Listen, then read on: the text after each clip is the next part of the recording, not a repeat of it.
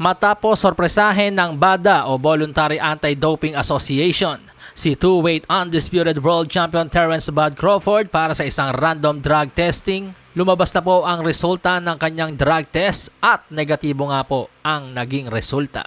Ayon sa founder ng snack na si Victor Conte sa kanyang post sa social media, clean boxing update. Ang mga impormasyon daw pong ito mga amigos ay galing mismo kay Terence Crawford. Sina Crawford at Canelo Alvarez ay parehong nagpatala o nag-enroll sa BADA noong June 10, 2025. Unang sumailalim daw sa pagsusuri si Crawford noong June 13, 2025 kalakip sa ibaba ang resulta ng kanyang pagsusuri. Muling nasuri si Crawford noong June 19, 2025 at inaasahang ilalabas ang mga resulta nito. Ipinapakita ni Crawford ang lubos na pagiging bukas bilang isang leader sa kampanya kontra doping sa mundo ng boxing. At heto nga po yung sinasabing kalakip sa ibaba.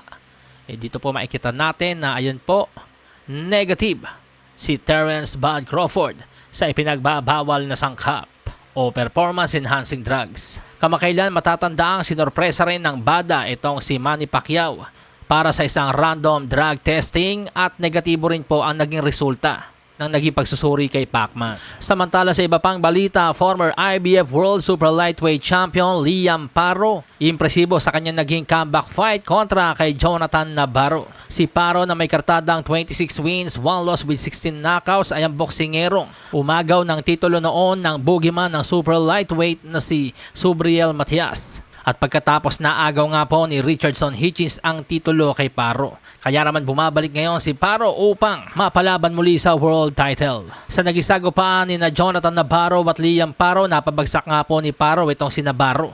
At binasag din ang ilong dahilan upang awatin ng kanyang corner si Navarro. Ipinakita ni Paro na wala pa rin kupas ang kanyang husay. At sa dating ng kanyang performance para talagang kayang-kaya pa rin niya maging world champion. Sa hinang baraha, patunayan mo sa akin ha, sino man ang mabunot na kalaban.